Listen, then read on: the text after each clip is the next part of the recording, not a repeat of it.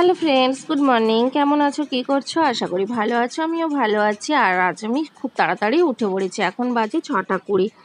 দেখতে পেয়েছো সকালবেলা সুন্দর নরম পরিবেশটা তোমাদের সঙ্গে শেয়ার করে নিই। এরপর যত বেলা বাড়তে থাকবে ততই তাপমাত্রা বাড়তে থাকবে। আর খুব সাবধানে থেকো, এটাই বলার।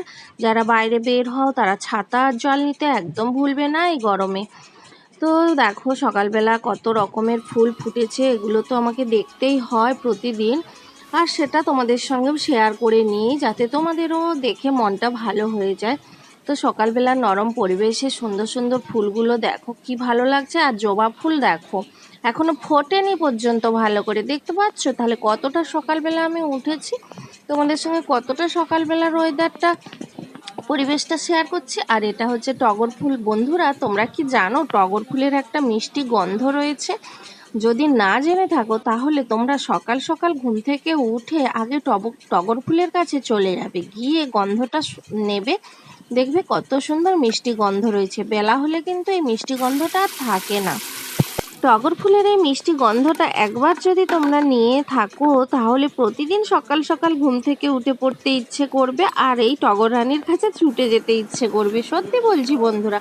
আর তোমাদের ছোটদা ভাই তো কত সকালে বাজারে গিয়েছিল তার ঠিক নেই। দেখো আমি কাজ সারতে না সারতে বাজার নিয়ে চলে এসেছে। আর এখন দেখো মানি ব্যাগটা মনে হচ্ছে খুলে দেখছে আর কত টাকা রয়েছে, কত টাকা খরচা হলো, তাই না বন্ধুরা? মনেও হচ্ছে। সত্যি বন্ধুরা, টাকা পয়সা বুঝে শুনে খরচ করা উচিত, কারণ নিজের ভালোটা নিজেকেই বুঝতে হবে। যতক্ষণ টাকা থাকবে তোমার পাশে সবাই থাকবে, টাকা না থাকলে তোমার পাশে কেউ থাকবে না। তো বন্ধুরা, অযথা টাকা পয়সা একদম খরচ করো না, যতটা প্রয়োজন ততটুকুই খরচ করো। বন্ধুরা, কটা বাজে দেখে নিলে। আর আমার ঘর মোছা ঝাঁট দেওয়া কমপ্লিট হয়ে গেছে। এরপর আমি ড্রেসটা চেঞ্জ করব।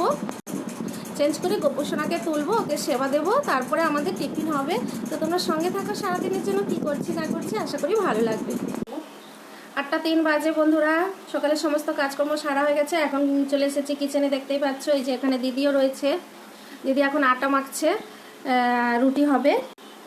আর চলো রুটির সঙ্গে কি খাবো সেটা রান্না করে নিই। চলো তোমাদেরকে ব্যাক ক্যামেরা করে দেখিয়ে নিই। এই দেখো আদা রসুন পেঁয়াজ টমেটো কেটে নিয়েছি। এই দেখো আলু কেটে দিয়েছে দিদি, কেটে দিয়েছে এই সবজিটা। আর এখানে একটু চিকেন আনা হয়েছে, বড় ছেলেটা চিকেনটা নিয়ে এসেছে, তো এটাই এখন রান্না করব সকালের টিফিনের জন্য। গ্যাস জ্বেলে দিয়েছি, কড়া বসিয়ে দিলাম। এরপর ঝটাপট রান্নাটা সেরে নিই। বন্ধুরা, এই চিকেনের মধ্যে সমস্ত মশলাটা মাখিয়ে নেব।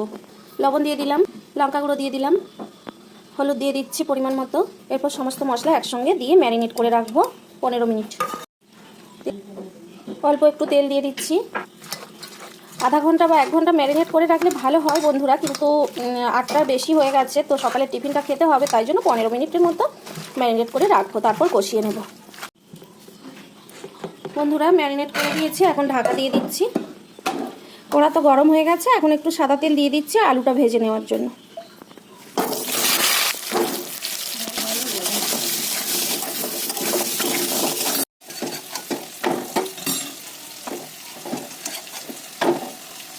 এই যে বন্ধুরা, চিকেন হয়েছে কিনা দেখতে এসেছে। বদমাইশিটা দেখুন খালি, এত বড় ছেলের বদমাইশি। এই যে ছুটে পালিয়ে যাচ্ছে, চলে এসেছে দেখ। বন্ধুরা দেখেছেন তো, দেখুন দেখুন এই যে বাবু।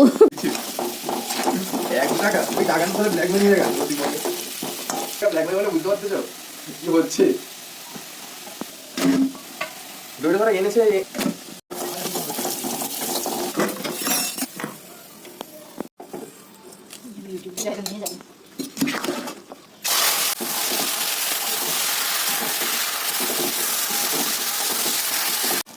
এই দেখো তোমাদের ছোটদা ভাই বাজার নিয়ে আসলো, আর এই যে বাটা মাছ কিনে এনেছে। তো দিদি এখন বাটা মাছটা বেছে নেবে। আর এই 2 আঁটি কি বলে এটা, পাট শাক এনেছে। দেখো কি সুন্দর পাট শাক। আর একটা এঁচড় এনেছে, আর এই যে লেবু কিনে এনেছে। খুব সুন্দর লাগছে। আর ওই দেখো দিদি ঘাটের কাছে চলে গেছে, ওই দেখো ওখানে বসে মাছটা বেছে নেবে। কি সুন্দর লাগছে বলো বন্ধুরা।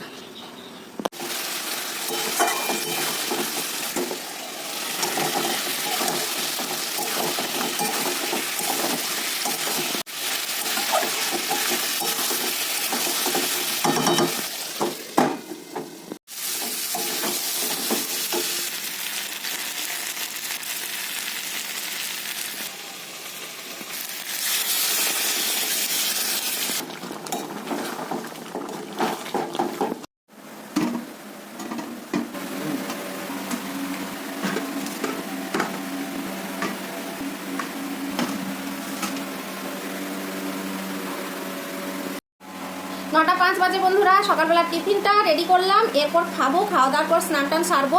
তো বন্ধুরা তোমরা সঙ্গে থাকো, এখনো দুপুরের রান্না বান্না রয়েছে, এখন টিফিনটা করে নিই। ভীষণ খিদে পাচ্ছে, আর দেরি করতে পারছি না। তো চলো টাটা। এখন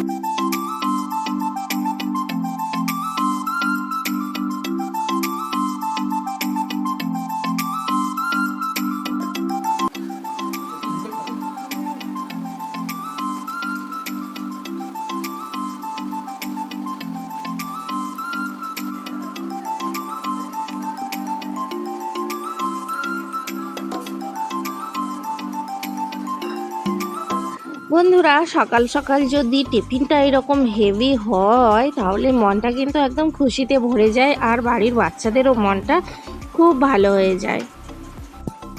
বন্ধুরা 10:45 বেজে গেছে, আর এইমাত্র স্নান সেরে এসে পূজা পাঠ করলাম। চলো এখন রান্নাবান্না সারতে হবে। আর বাটা মাছ তো এনেছিল, দেখেছো তো, ঝোল ভাত বানাবো। তো চলো দেখি, পারলে শেয়ার করছি, না হলে রান্নাবান্না শেষে তোমাদের সঙ্গে শেয়ার করবো।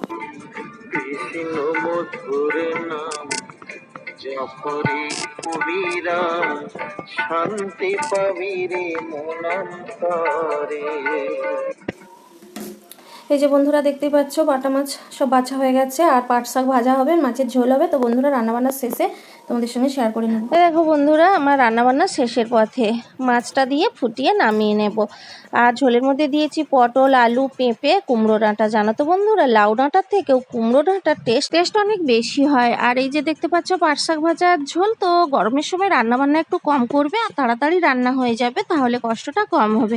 এখন 12:15 বাজে, ভীষণ রোদ বেরিয়েছে। দেখো সূর্যমামা মাথার উপরে উঠে গেছে, 12টা বেজে গেছে না, জামা কাপড়গুলো শুকিয়ে গেছে। এখন আমি তুলে নেবো, এই দেখো তুলেও নিয়েছি। আর এদিকে বাবার ভাতটা রেডি করে নিয়েছি। বন্ধুরা আজকের লাঞ্চ মেনু তোমাদের কেমন লাগলো কমেন্ট করে জানাবে। টাটা।